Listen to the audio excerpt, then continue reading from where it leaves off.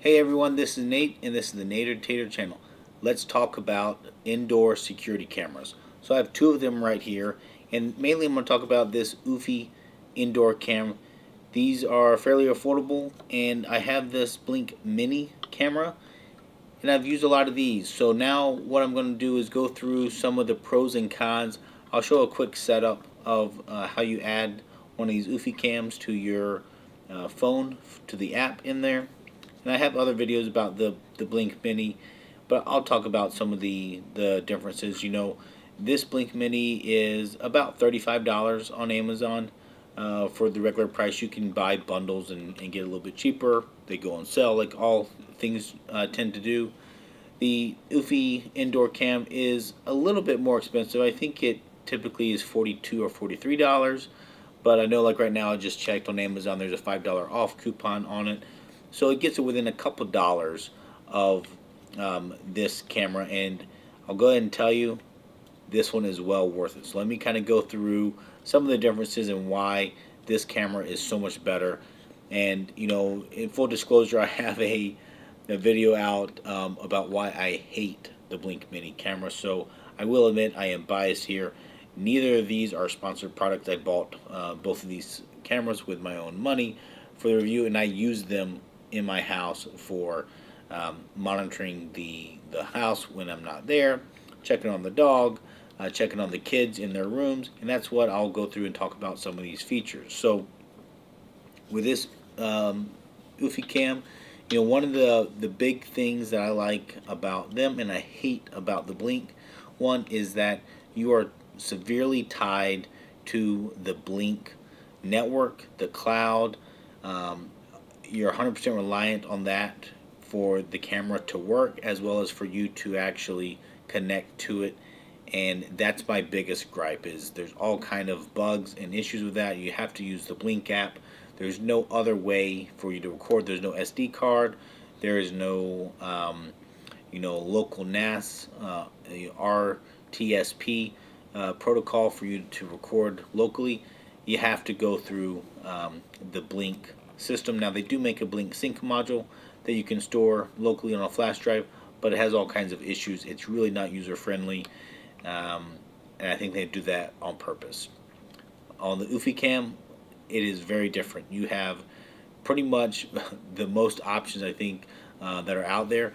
It has a micro SD slot on the side, so you can store locally. It has the RTSP protocol that allows you to go to a network attached video recorder or to a NAS. So that's a network attached storage, so like a little mini server or hard drive that's on your network that you can do. And then they also have cloud options. So Eufy provides cloud options that will save your files, and it's pretty lenient, meaning it lets you save a lot of stuff on there, and it's fairly well sorted out for you to go through and find the files.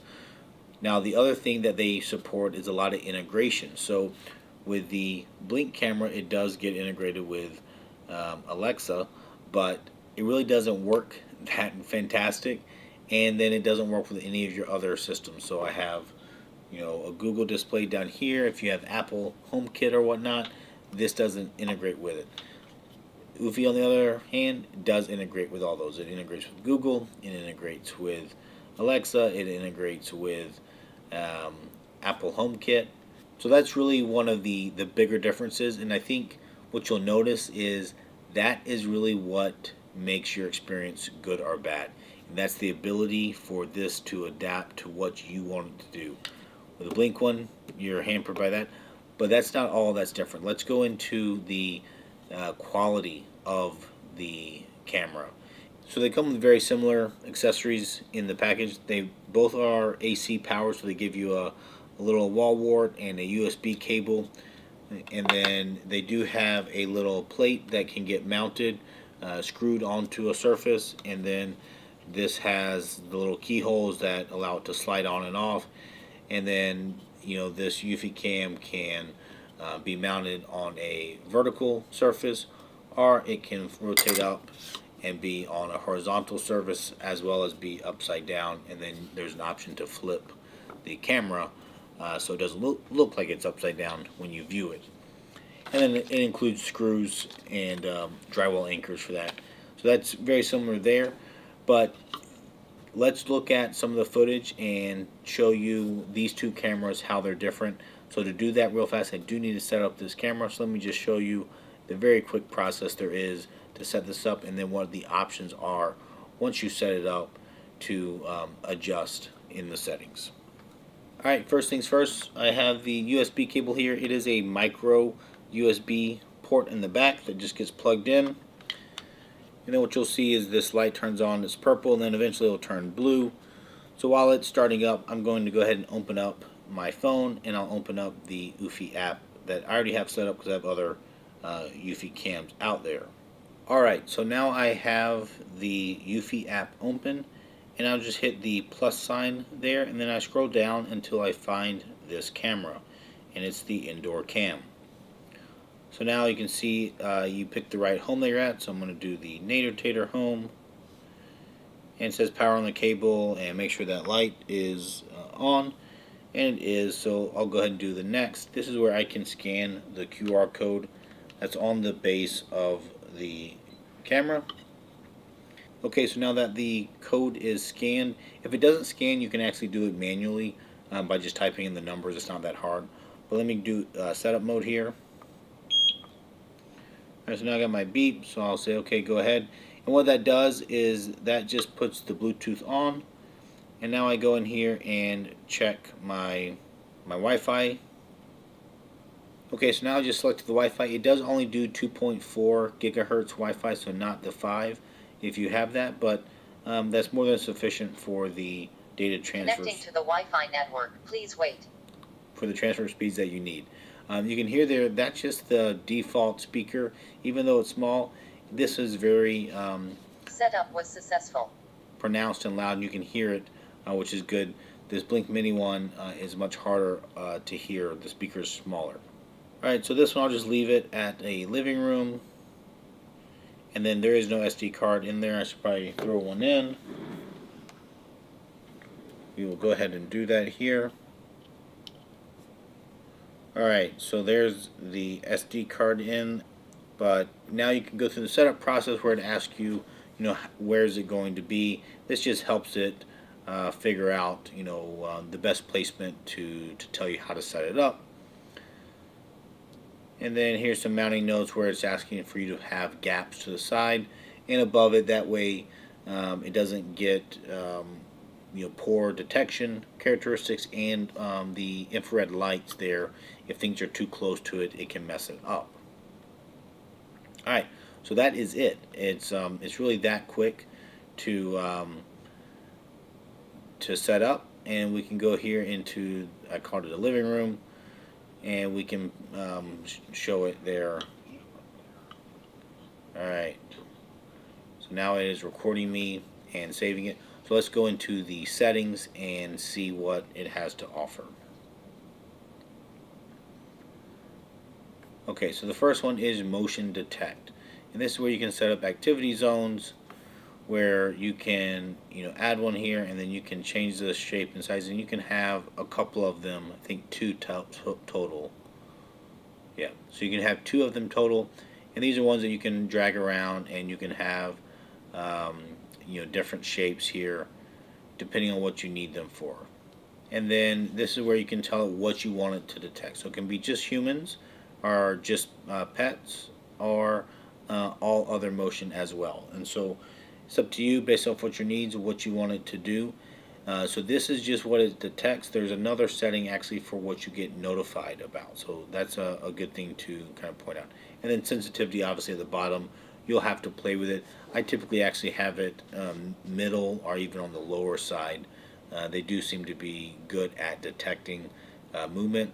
That's something I have a big complaint about with the Blink Mini, is it misses a lot of my motion, even when I'm storing locally to the sync module. I'm not using the cloud service at all, so it makes it almost a worthless camera, to be honest with you.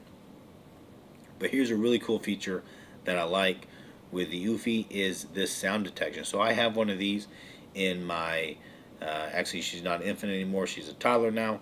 But I have it in there, and I love it because we have those baby monitors, but they only travel so far. So if I'm out in the barn or if I'm out, out of range with that monitor, I don't get, notified that the baby's crying.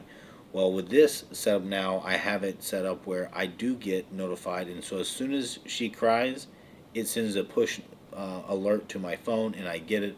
And I think that's really a neat feature, and it works well. So I do like that. And then Pet Command. This is another neat feature that Eufy has on their stuff. And what you can do is you can select a area that you want to have an activity zone around. So now you can select a zone that you want to have around. Let's say it's on a couch or a hallway or a room that you don't want your dog to go into. You can have that set up where if it detects that that dog is in there, you can do a customized response where you can record your voice right here and say, hey Bingo, don't go in there, or whatever commands you like to say, and that will play automatically through the camera once it detects it. So that's kind of a neat feature that is out there. For video settings, here you have night vision, watermark if you have that over on the screen. The streaming quality is something that you obviously want to think about what you're going to stream it on and what's the best setting to do there. I have mine on auto, and then for the recording, I have it on the 2K, not the 1080p, because I like the highest quality. But no, it takes up more space, of course. Alright, and then this is the other thing that this camera is really cool at, is that it can actually do continuous recording. So I can continuously record on this SD card. I guess I need to format it here for it to let me do that, but it will continuously do that. And the only caveat there is it does record it in 1080p. That's to save on space. And then the other thing to know is that if you are constantly writing to a SD card, that SD card will eventually fail.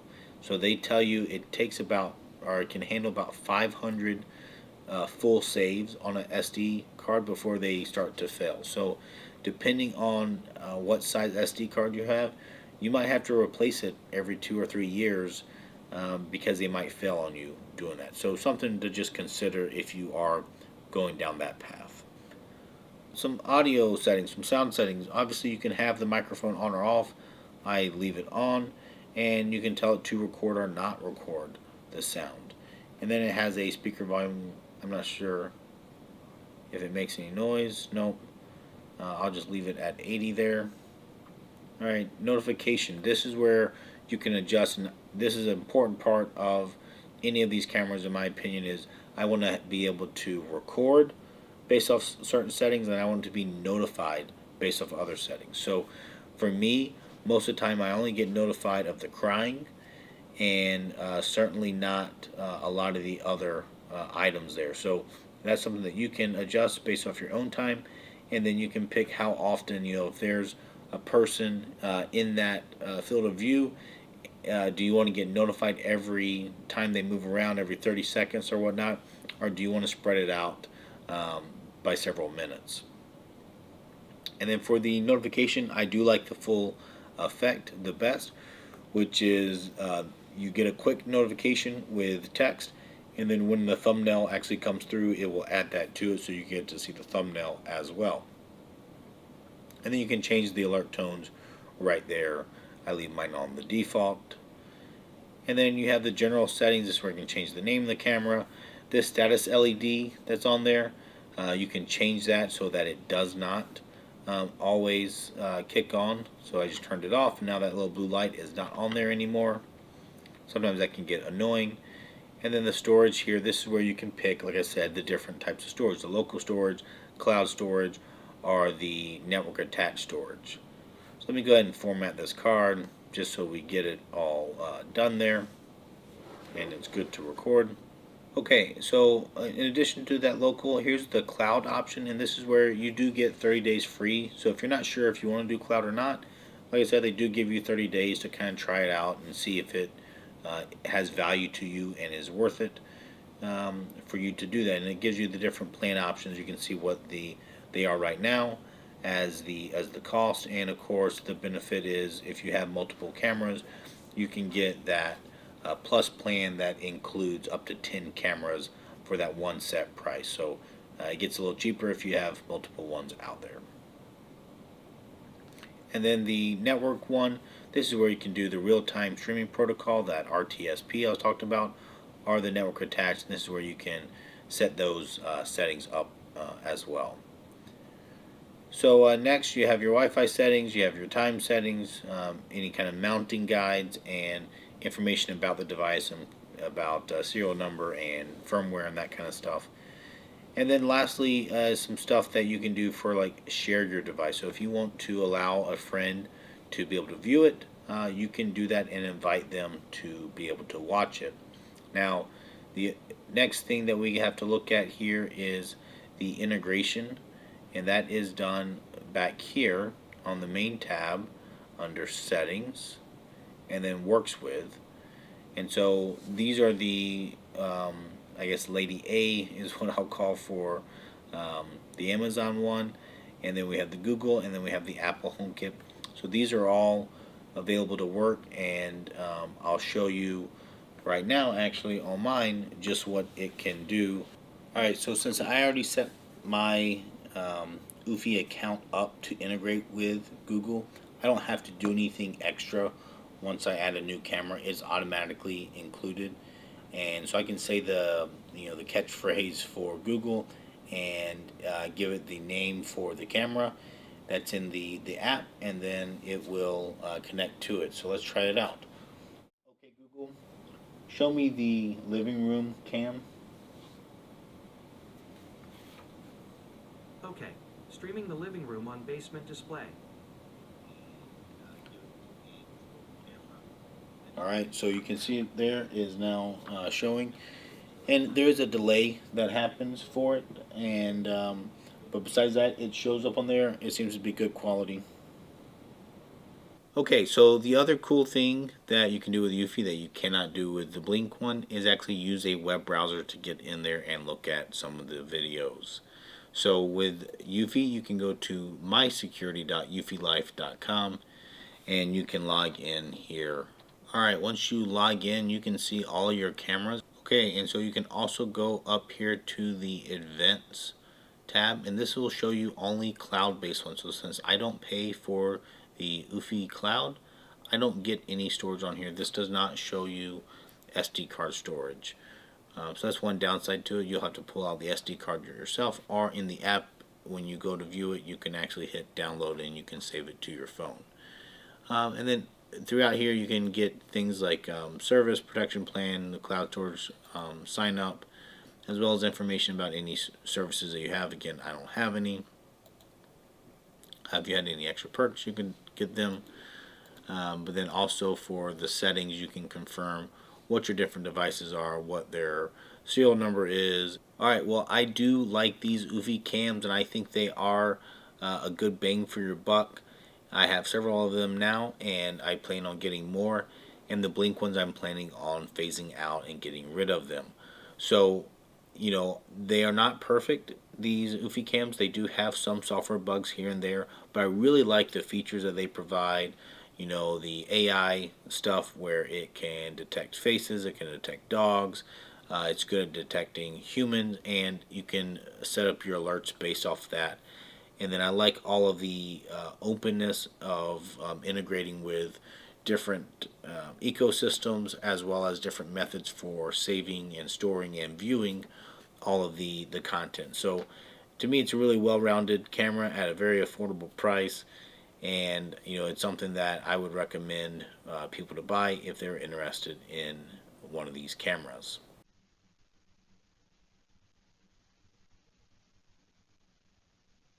Hey guys, this is Nate, and this is Native Tater Channel.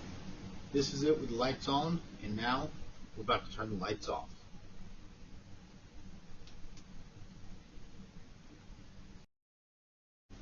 Alright, hey guys, this is Nate, and this is the Native Tater Channel. This is pretty much pitch dark for me here, but you can see that these cameras have those infrared lights, and they're able to see much better in the dark than the human eye.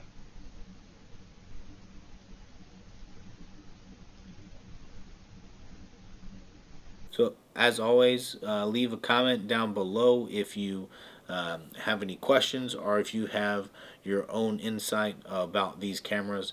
And I know there are many other brands out there that are available between Wise and Foscam and many other options. These are just ones I've dealt with and have personal experience with, so I feel comfortable talking about.